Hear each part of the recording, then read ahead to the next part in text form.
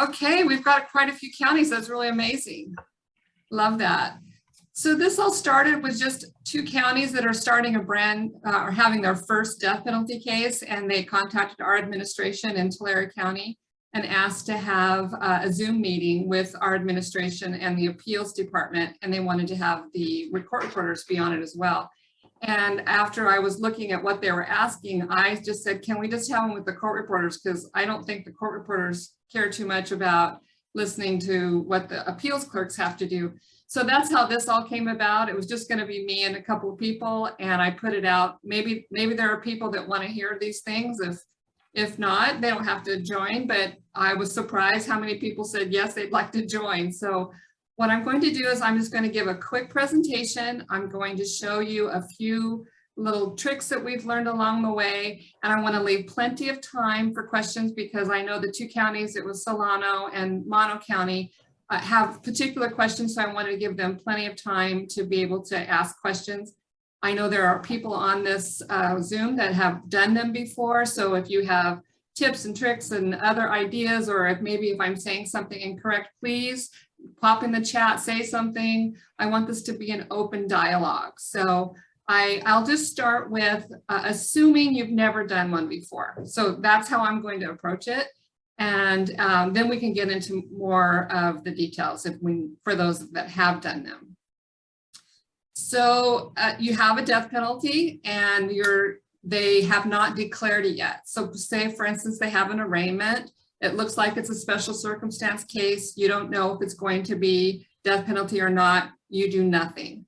You maybe even go all the way to prelim and they have not declared the death penalty. You do nothing.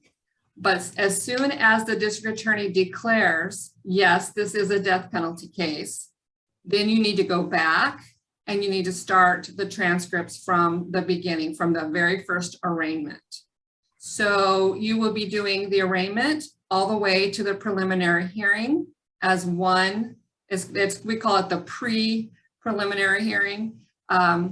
You would generally, we have only a few criminal departments anyway, so it's going to be only a few people that are actually going to touch it. And we try, actually, when we find out that there is a declaration of the death penalty, we try to actually limit the number of people that are assigned to a department on a particular day that death penalty case is going to be heard. It's just easier for us. We're small enough to do that. The larger counties would not be able to do that. So the fewer people that touch this, the better. And especially when you come down to appeal, it's going to make a big difference. So the first thing you would do, you would start with the arraignment. But the most important thing is you have to leave a placeholder for a title page that's not like an appeal title page or a Supreme Court title page. And there are a couple things you can do to do that. I will bring one up just so you can see that. And you can see how we do it. Let's see. Okay, so I'm going to share this.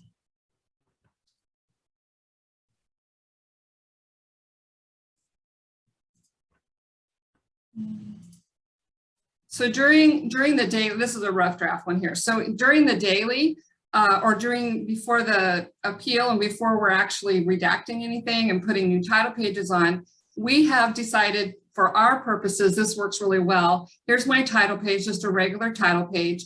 And instead of having all of the information all on one page, we make a new page line at the appearances, and the appearances are all on a second page. Now, if there's more than one defense attorney, this doesn't always work and you have to adjust. But the page numbers the pagination is so important. And when it comes at the end, when you have to add an appeal title page or the Supreme Court title page, we want to make sure no page numbers change. And how we do that then is I would go up here and I would take that page number out. And then I would have, let me show you how it looks when we've taken it out. So now I've attached my Supreme Court title page. If you look down further, here's my second page that would normally have been the first page. And you can see I've taken out that new page. half a line off, I see. I've taken off the new page and now all of that is in one page. So, can you see my screen?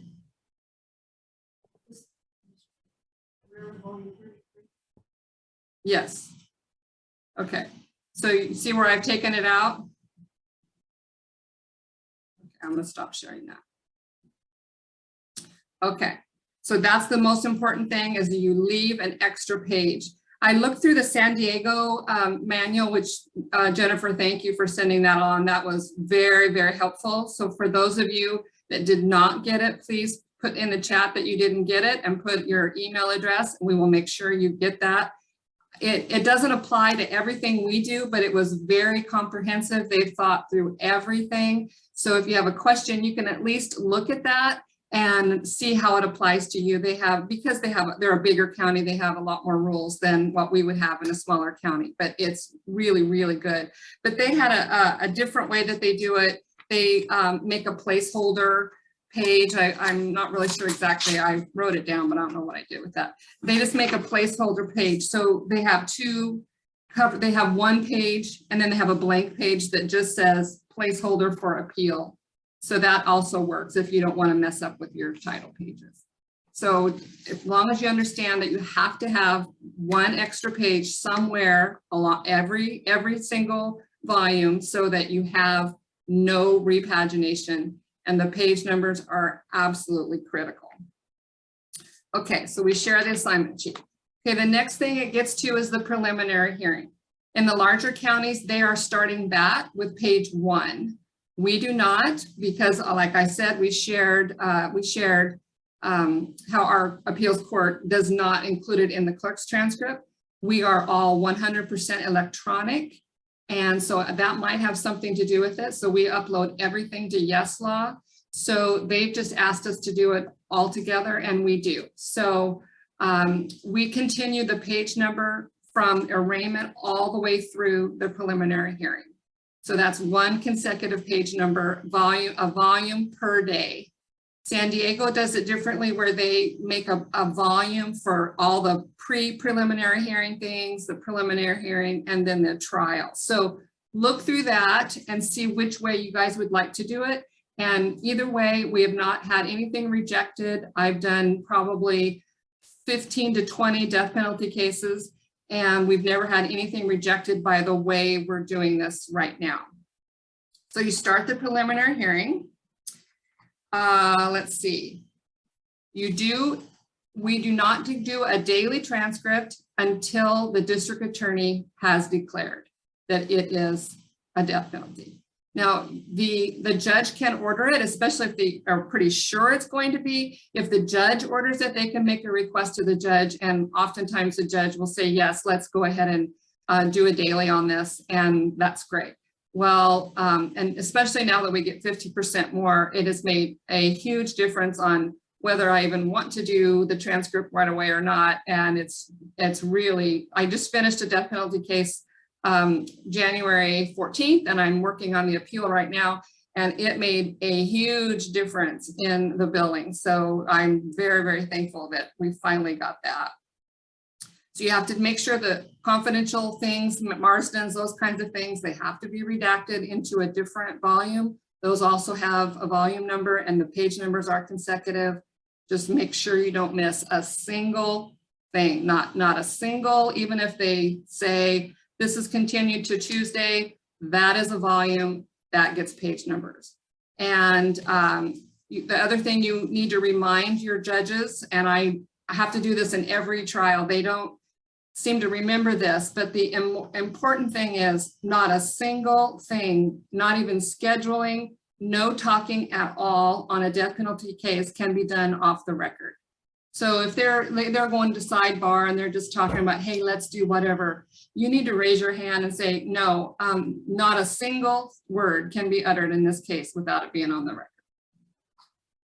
Okay, and if they do that, like if you put an off the record discussion, I'm telling you, there will be a hearing about it. They will, at the appeal, I've gone through so many of these with the appellate attorneys, and that's the part that is just well, I won't even tell you how grueling it is, but they are going through these records with a fine-tooth comb. And so they will want to know what happened during that time. So I just decided I'm just going to make sure there are none of those. So I always just go, it has to be on the record. So that's what I do in that. Okay, you can do block numbering. We try not to do block numbering just because we're small enough and we can do it. The larger counties, I understand trying to keep track of who's got what and just giving them a block is easier. But for Yes Law, for us, we really try not to block number. It does, you can do it, it's just inconvenient is what I say. So let me keep going down. Here is the San Diego, I was going to share that. Let's see.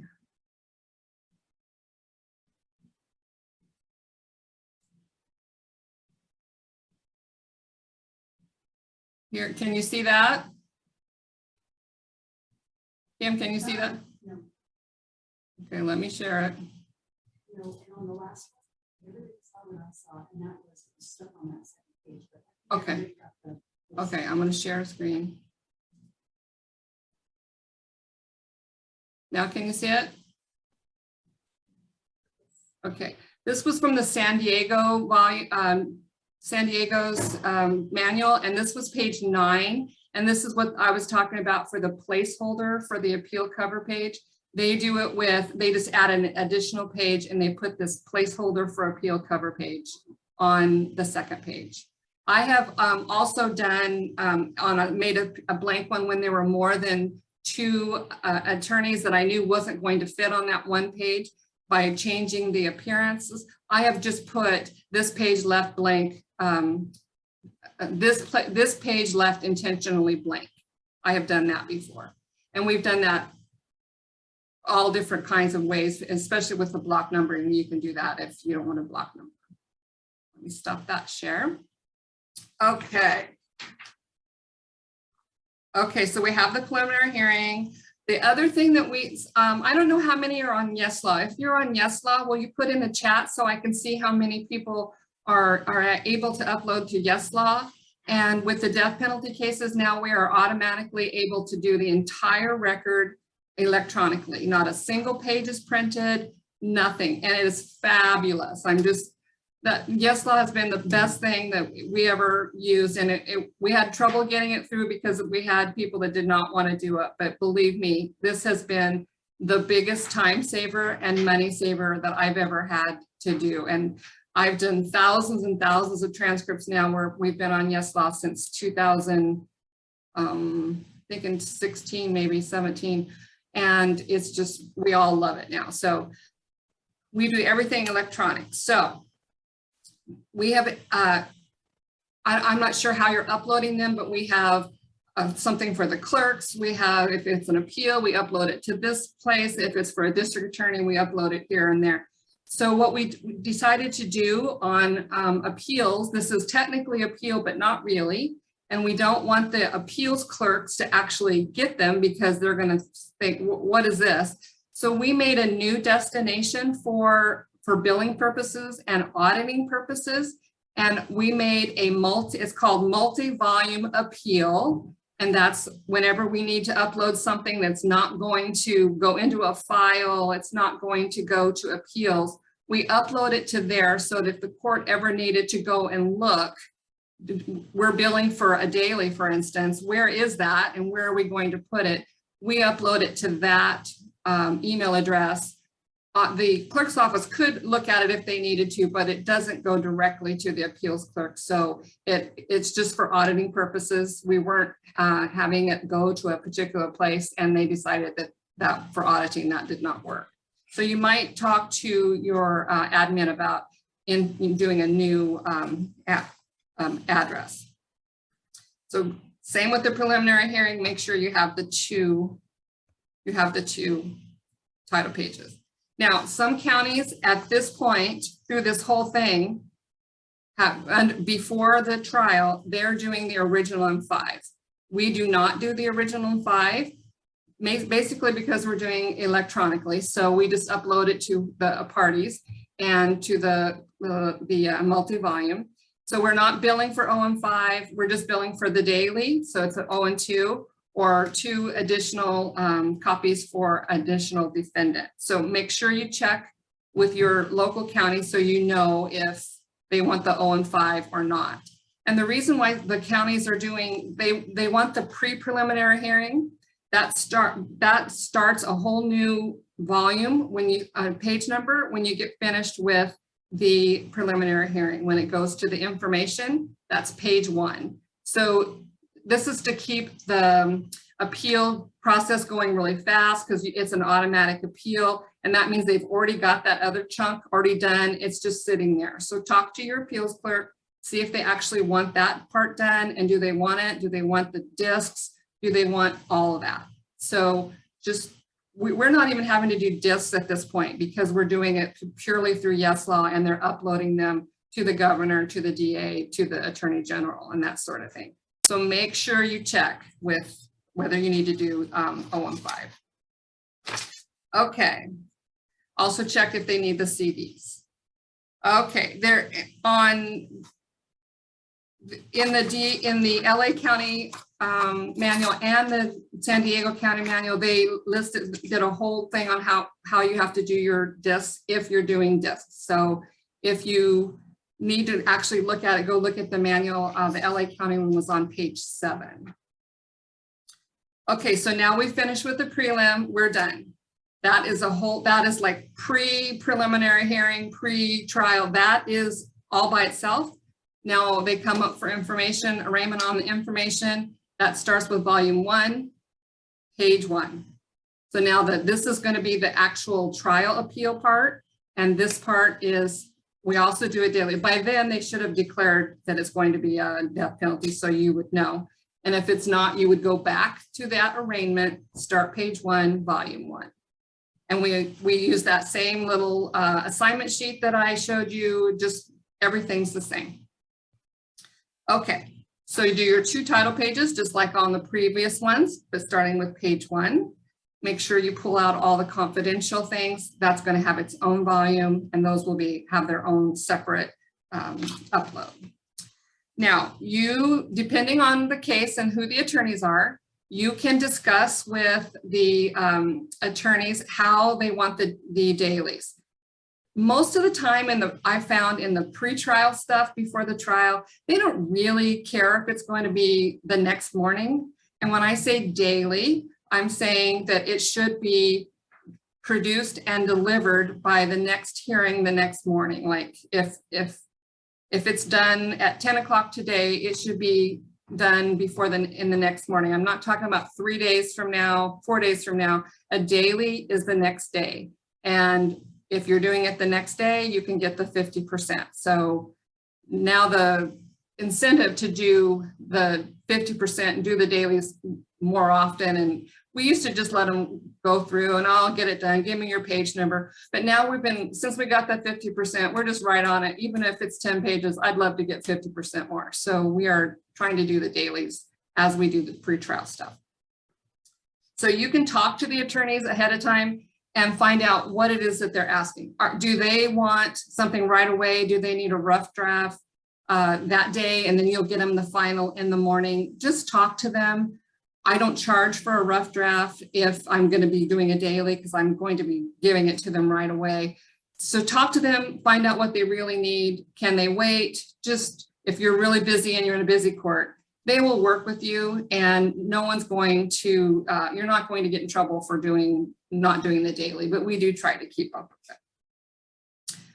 Okay, now we're going to get to the trial phase. So now we've gone through all of the pre-trial stuff. Now we're getting ready to start the trial. So there are quite a few ways that you can do the trial. I personally do all of them by myself. I have done that by myself since the 90s. And how I do that is I get them a rough by 5:50, like as soon as we stop at 4:30. By 5 o'clock, I've got them a rough of the whole day. So if they need anything, they've got it. And then I deliver it the next morning. And sometimes they don't even care if they have the final the next morning because they've got the rough. My rough is really good. So depending on how much work you've put in through the day, which I am on there, I am editing, I am scanning, I'm defining things. So my transcript at the end of the day looks pretty good. And so you can talk to the attorneys and find out, but if you want to get that 50%, you better have it to them the next morning. So I made sure I had it the next morning.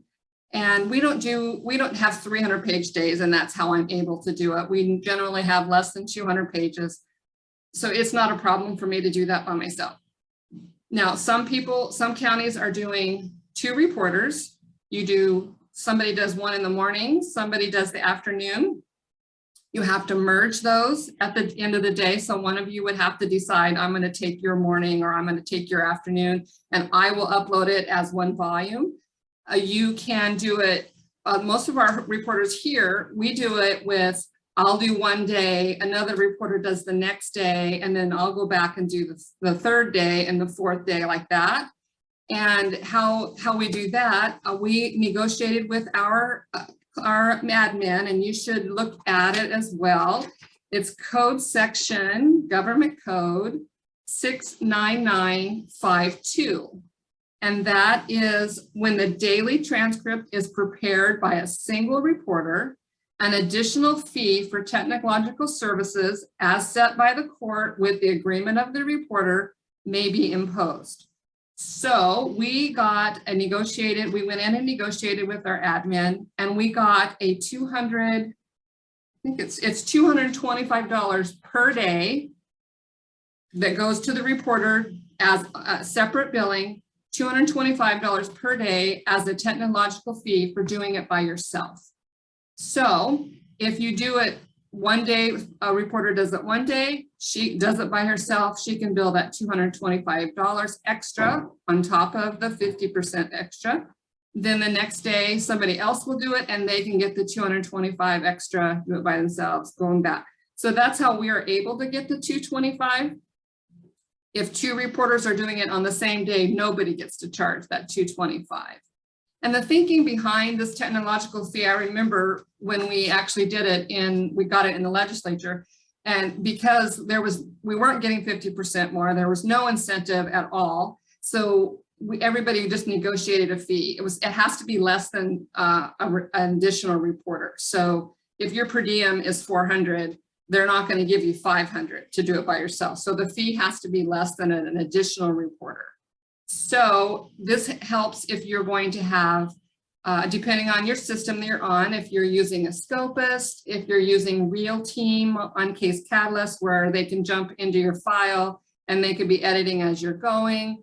Eclipse does it as well. This helps to pay for some of the extra that you're going to have to pay out to have it if you're having a proof or if you're having a team behind you doing that. This helps to cover some of that cost. So if your county does not have that, I would go in and try to negotiate this government code 69952. Okay. Okay, we did that. Okay. So in San Diego, I wanted to show you, I looked at their manual. I liked what they did here. Let me share page 11 of the San Diego manual. And let's see. Can you see that again? Yes. Okay. I'm going to go to page 11. So the biggest question we get asked is how to do the jury selection. So, and spoken from experience, I can tell you that if you don't get this jury selection done correctly, you will be making a chart and you will be trying to put this back together by yourself with a chart trying to correct this record. In the old days, we could just do juror 1 through 20 or whatever, however many we're having. We could just put prospective juror number 1 and juror number 2 and juror number 3, and no one cared, and it works fine. Nobody questioned it.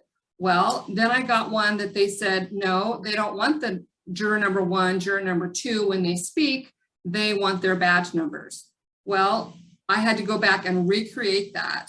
And the hardest part is what is called, we used to call it Witherspoon, I'm not sure what it's called now, but for jury selection in a death penalty case, they bring everybody in for hardship, And all we're doing is asking, can you sit on this case? Can you sit on this case? What's your excuse? What's your excuse? Nobody's actually sitting like seated or anything like that. Well, then they bring them in and they make appointments, individual appointments with a small group of jurors, and they fill out a questionnaire that's about 30 pages long. They come in and they're in a small group. In the old days, we did them one at a time. Now our county is doing them, we do 20 at a time. So a group of 20 comes in, no other people are in the courtroom, and they do just off of their questionnaire and they ask them certain questions. So that's where the juror number 1 through 20 comes in. The problem is we do more than one group a day. So the transcript from that day could have 3 groups of 20. So if you just did juror number 20 on the first group, that's a different person than the juror number 20 on the third group. So you have to identify them by badge number. So there is a way to do it. You can do it with dictionaries, you can do it with macros, you can do it with edefine. My personal, it's hard to explain it because I don't have it in front of me, but what I do is I sit down when they give me the list of 20 that we'll have for that first group. I sit down and I just write my juror 1, 2, 3, 4, 5, 6. You can do it as an include file as well. And then I just edefine just through what juror number 1 is now going to be juror, whatever the numbers are. I'll show you how they do it here. Instead of doing prospective juror number Jones, they do it with X's. And that way there's never, pagination is never changed. So if it's prospective juror 1, 2, 3, 4, 5, this is how you just make sure it's a placeholder and it fits all of that. So I know that it's hard to explain, but go on to the San Diego manual, look at page 11, they explain it really well here. And then when I get to the second in the afternoon, we bring another group in. I write those same things again, juror number 1, 2, 3, 4, 5, 6, and I edefine those. And the rest of the file is going to be now a different number. So just make sure that you figure out a way to write your jurors and that you can distinguish them. And it can't be a juror, it can't be just prospective juror. You have to identify who they are. That's probably the hardest part. Same with when they're speaking. This is the unredacted, so it's prospective juror number 1 or juror Smith. This is where they use the X's, and that keeps the pagination, because if you've ever done a death penalty case and you had to make a correction or you had to change a juror's name or something, the pagination changes and now your whole file is off and you might wind up with a different, an extra page or not enough pages, and pagination is so important. So go through that manual and look at how they're explaining that. Okay. Now, anytime you have to make a redaction of, so say you're all done, I don't redact the juror's name. You have to redact all sitting jurors' names. So I don't do that during the trial. I wait until the end and then I go back and I do it. You can do it as you go, but if you have to redact anything, I'm giving it to the attorneys daily. So I don't even know if this is going to be a juror that's going to be sitting. So they actually have the name. And this is where the X's come in because you have to redact that out. Just make sure that I copy the entire file into another folder, and this is going to be the redacted. So I always keep my original. Nobody's touched the original. It's all right here in this folder. I make another folder for redacted. So if I ever have to look at either one, I have the original and here's the redacted. I did notice San Diego actually has to submit, maybe Jennifer can clear that up for us. They have to submit an unredacted original to the Supreme Court and the redacted. So we have not had to do that. So I'd be interested to see if, Jennifer, if you can tell us if they're actually doing that.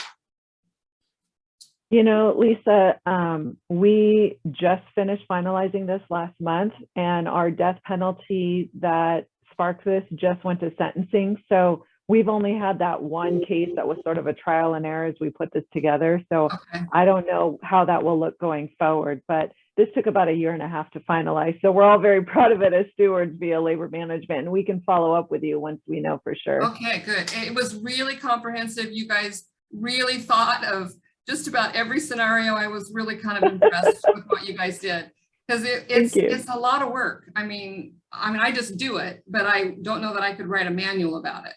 So, yeah, and we have a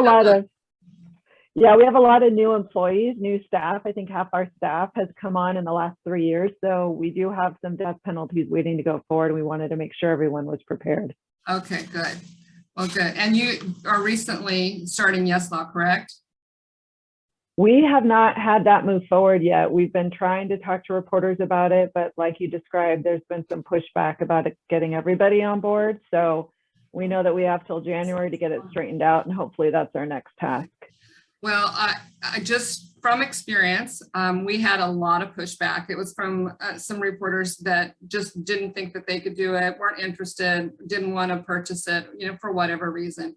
But I can tell you, every single one that objected, and it got pushed through, every single one that objected said, whoa, why didn't we do this before? And I don't know what the reasoning was, but once we got it through, they're not taking this out of my cold dead hands. I'm going to use Yes Law forever.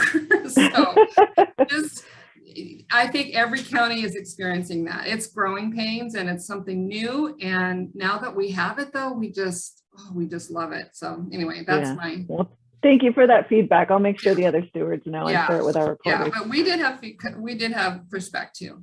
Okay, so now we're done with the trial. We're completely done. Now we did the sentencing. So mine was March 15th. So they just were sentenced on March 15th. You automatically appeal. You don't even have to wait for the appeals court to send you the appeal notice. It's an automatic appeal and it's 30 days. And death penalty cases take #1 priority. So you will get an extension from your local court. The first extension is through your superior court, and San Diego also had that in their manual. They had a very nice template on how to do it, what the wording needs to be. It was really good. And you send that to your superior court and you ask for 30 more days. Now, it has to be a really good reason, because you should have had the daily. The entire thing should have been done. The only thing that is left to do is to add on your Supreme Court title pages and redact jurors. That's really what should be done. So you can't just say, oh, workload, I'm in court or whatever. You have to be very specific on whether they will give you an extension. And basically, you're not going to get more than 60 days. And so make sure you have all your ducks in a row along the way, so that you're not at the end trying to, get all these things done. So I'm not going to get an extension. I'm going to do it because I have it all on Yes Law. There's no printing, not a single page. And my last 3 death penalty cases on appeal have ever been printed, not a single page. So just that alone, on the thousands of pages that a death penalty case is, it's just mind-boggling the time and money that I saved uploading with, and the Supreme Court is accepting it. So if each of you each of you counties don't have Yes Law, but maybe you could try to push it through for death penalty cases only, that might be a good start. It really makes a difference in not having to print 6 copies of paper and sending it on up. So now you're on appeal. So you have to go back and redact. So on that San Diego case, it shows you exactly how to do it. That's when you do the X's and make sure the pagination doesn't change. Everything should stay the same. This is where you would prepare the 6 copies. Now, our county does not have us do the 6 copies until after the corrections are done. So make sure you check with your local appeals court and clerk and see how they're doing that. So I upload the entire case. I go in, I put my Supreme Court title pages back on it. I do that, and then I make sure all of the jurors are redacted. And on my software, I can actually go into the entire case folder and I can search for each name and make sure it's nowhere in that folder. So even if it was, I do the first name and then I do the last name, I just make sure it's all done, and it pops up and shows me if Esquivel is in any of these files. So make sure you do that before you send it back. This is where the master index has to, this is the hardest part if you're doing it manually. And for YesLaw, once we get an entire thing uploaded, it makes the master index for us. It makes the alphabetical, the chronological, it does everything automatically. It takes it from every index on each volume and it puts it in and categorizes it. It's pretty amazing because the master index could be really time consuming. And so all I'm doing is adding title pages and uploading. So that's where you have to do the whole master index. Okay. I'm going to share another. So, okay, first of all, they have we upload it and we file it. So now our transcript has been filed. Our appeals clerk then sends it to our local attorneys, the district attorney and whoever the other attorney is. And they have so many days, I'm not really sure how many days, I wrote it down, but they have so many days to review the record that I have uploaded, and they can ask for corrections. So first of all, no judgment on the corrections. Everybody needs to chill out. Everybody has them. You could have had a team of 5 people and working on your transcript and you're going to get corrections. I'm just telling you, we are doing this at a fast pace. We're under stress. You are going to have corrections. Now, don't beat yourself up. I have sat through these correction hearings and you just want to die. You're just like, oh my gosh, I can't believe I missed that. But rest assured that this transcript is going to go through so many eyes before it gets finalized, and you just have to let that go. And so what those attorneys will do, our local attorneys don't even bother to read it. So that first appeal section, the corrections, they'll just say, oh, it's fine. Once in a blue moon, we get somebody that had something real specific and they will ask for a correction. But I ask the attorneys along the way as we're going, I just say, if you see anything at all that if you're reading through them, just let me know so I can correct it now. And that happens. And so we correct it. So when I get ready to do the appeal, those things are already taken care of. So that being said, I spend a lot more time going through the transcript when I'm doing my appeal. I'm proofing it a little better and just making sure so that the corrections are to a minimum. So the appeals, they give their corrections to the appeals clerk. She sends out a correction sheet and you look at it and you just look, you can initial the ones that you do not agree with, like they might want to change a whole line to something completely different when that's not what you have. You can initial that and say, I don't agree with that. But if it's a spelling, it's, something trivial, fine. And then those that you don't agree to make, you can have a hearing with the trial judge, and then they have a hearing about it. It's awful to sit through it. Believe me, it's you just want to cringe.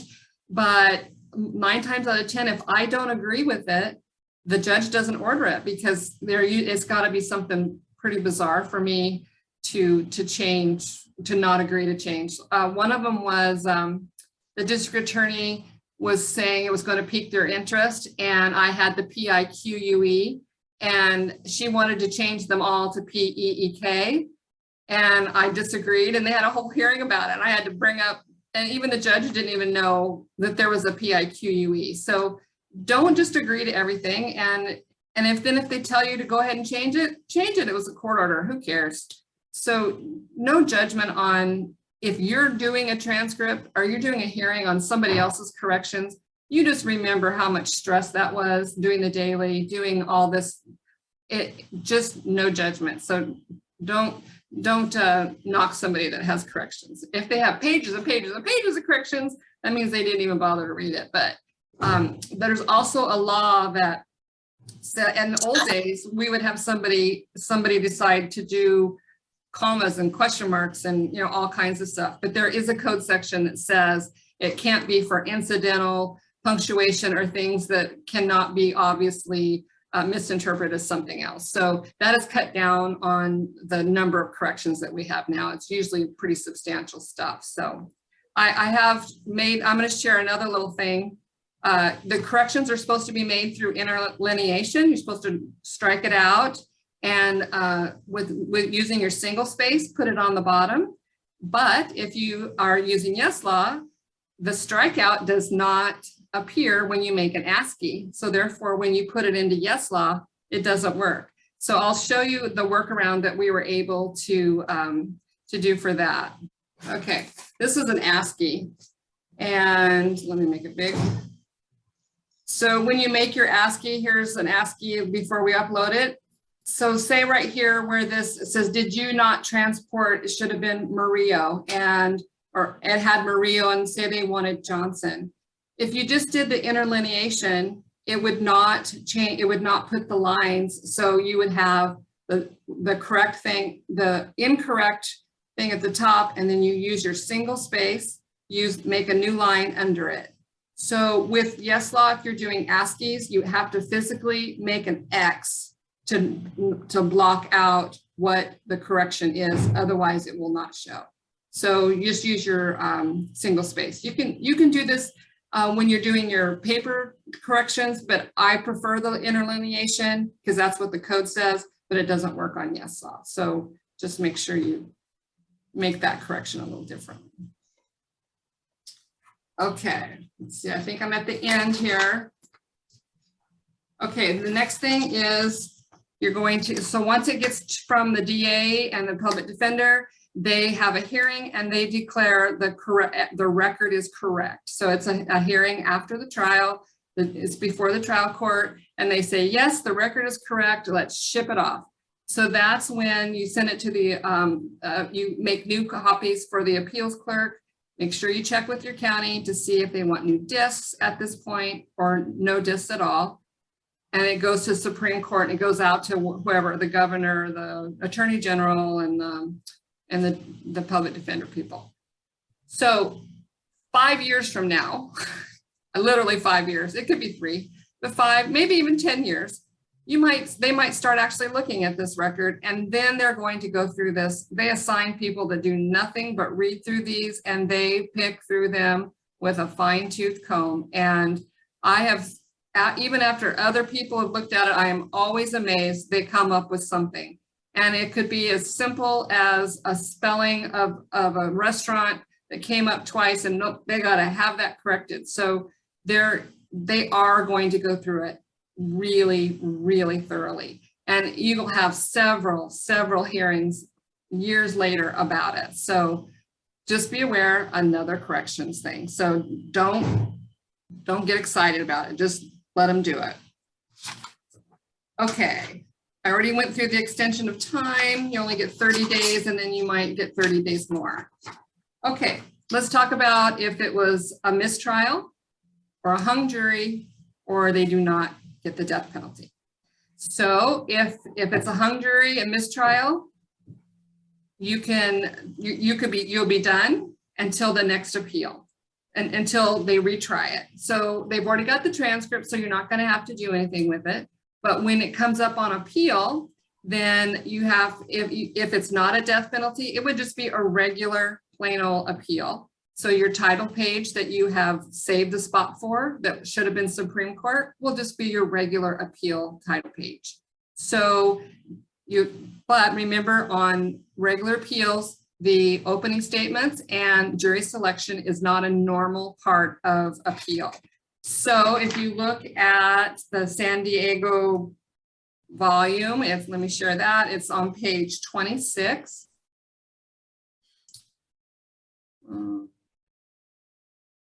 I already shut it down. So on page 26, they give a really good outline for how to make your parentheticals for what's missing. Let me pull that up.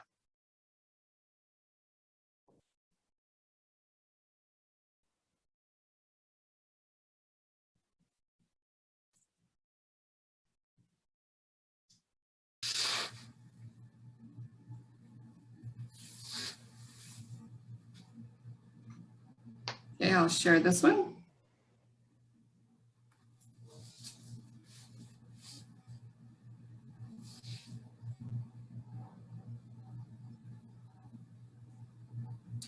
Okay, this is on page 26.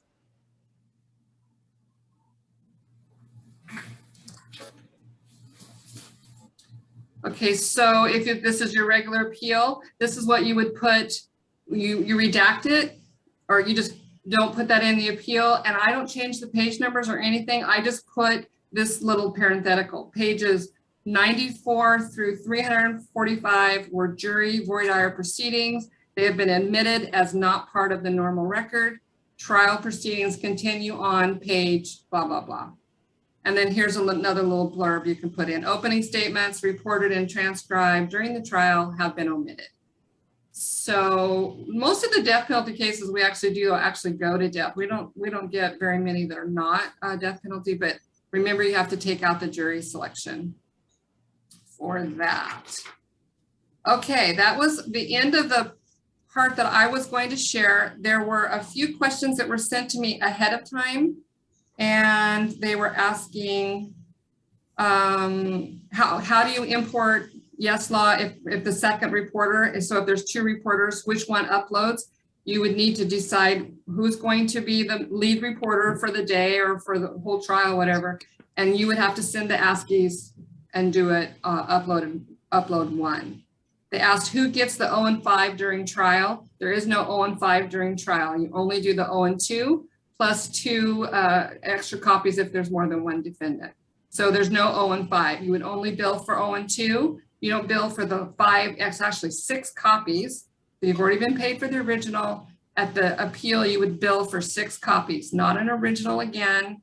As much as we would love to do that, it's 6 copies and no repagination. Does the reporter keep a printed copy along with the JA? No, we don't print at all. We don't print anything. They were asking about the appellate page and the appellate number. I think I already went over that. And what clock times are AM and PM sessions due to be filled for the daily? So it doesn't matter whether you took the morning or the afternoon, that entire day is supposed to be delivered by the next morning before the start of trial. So we start at 10, so it need to be done by 10. And that's why I give them the rough the night before, because then they don't even ask me for it. I just upload it and they get it. So they don't really push too much, at least in our county. Do you use juror badge numbers or some other identification? We use juror badge numbers. San Diego did a TJ for trial juror, and then 01 and PJ 02, that sort of thing. And the next question was, do you still need to provide a disc? And ours is no, unless the appeals clerk decides that they need the disc as well, because they're getting it electronically through Yes Law. Okay, I'm going to open it up. I want everybody to feel free to ask questions, talk about other ways you're doing it, whatever you want to share. And if you have not written down what county you are from, if you came in after that, if you could please put in the chat where you're from. Any questions? Can we get access to that San Diego document? Yeah, I'll send it out. I'll send it to the CCRA Google, the action team, and then I will send it to my local reporters. If you do not have it, please put not my local reporters, but if in the chat, if you don't have it, please put your email address and in the chat so that I can send it to you. Thank you. And thank you to San Diego. Yes, they did a great job. Thank you. I looked at the LA one. Theirs is pretty darn comprehensive too, but I liked the way the format that the San Diego one was in. It was much more readable, and they have a few less rules because we don't have a transcript management office and all that kind of stuff. So a lot of the stuff didn't apply to where you send things. And so I was trying to redact, and then I got the San Diego one. I went, oh man, they did all the work for us.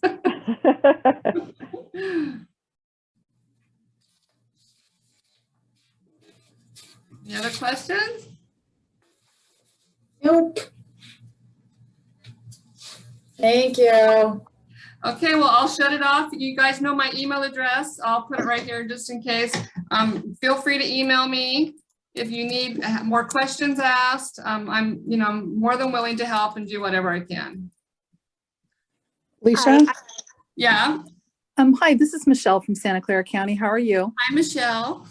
Thank you for hosting today. I do have a question. Okay. When you're on the record doing corrections, do you make it a point not to be that reporter who's reporting about your own record? I try, yes. Okay. Because sometimes I need to speak. Right. That's why I was Yeah. curious. Okay. Yeah. Thank you for that. Yeah. And Michelle is in Santa Clara, and we have her son as our little DA. As most of you know that I think is it Michael? We was calling him. Michael. Yes, Michael is my Yeah, son. and he's really cute and he's doing a really good job, Mom. Oh, thank you so much. Yeah. He we love knows it. you're watching. Yeah. Yeah, I'll tell on him. Alicia, ahead. are you combining your AM and PM transcripts into one volume? I thought you said that. They need to be one volume per day. So if you have two reporters, somebody needs to put them together and make them one volume. Is that difficult with two different softwares? Well, you would have to figure out how you're going to do that electronically. If you're not electronic, you just print it and print the other one and put it together in one volume. So electronic, you have to make an ASCII. Every software can make an ASCII, and you upload the ASCIIs. And so you might have a little trouble doing that if you're on separate softwares. Thank you. If you're not on YesLaw. I'm wondering if you could do a volume 1A and a volume 1B, because we do use YesLaw. You could, but then on appeal, it's just a lot. It's just a lot. It would be a mess, huh? It would be, personally, I think that you should have, I don't think they would kick it back. But, it just makes it, so when your number of volumes, when you have a 1A and a 1B, so you think you have 56 volumes, but you really have 112. Right. So you just got to be careful how, just really think this through. Don't think about today. You need to think about appeal, think about, years down the road. And one other thing I forgot to mention, if you're printing, which it sounds like a lot of you would be printing, every single volume, doesn't matter if it's a 2-page transcript or a 100-page transcript, it has to have a cover on it. It cannot just be stapled. The original has to have the cover. I've had them come back from 20 years ago. It's not even a case I did. And there was like 4 or 5 little stapled things in there, and they sent them back and sent the record back just in the last year. And we had to put covers on them from reporters that have been retired for 20 years. So make sure you have covers on them. Hi, this is Krista from Solano County. Hi, Krista. Did we answer your questions? Yes, for the most part. I was just wondering if we took proceedings on a Friday, does that mean that it needs to be filed with YesLaw on a Saturday? No, on Monday. Okay, because we've had some disagreement in our county with that, and I'm not. I would say it's the first day of the the business. daily is considered the next day of and if that's on a Friday, I would have it to them on Monday. Okay, thank you. But keep in mind though, I give them a rough draft at night, so they're not without the transcript for the whole weekend. So if you're having a disagreement, perhaps you could make sure that the rough is to them by the next morning and have the final on Monday.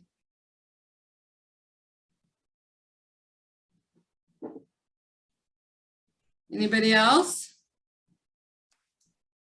Okay, I'm going to close it out. I have it recorded. I will put it up on my YouTube channel until CCRA figures out what they want to do with it. Or so if you don't know where my YouTube channel is, just go to YouTube and put my name in, or I think it's just under my name, and I have a bunch of videos on there for my software and how to just tips and tricks on the software. So I'll just put it up there. I'll load it up by the weekend. And so if anybody else wants to look at it, you can share it with them. Okay, bye guys. Bye, thank you.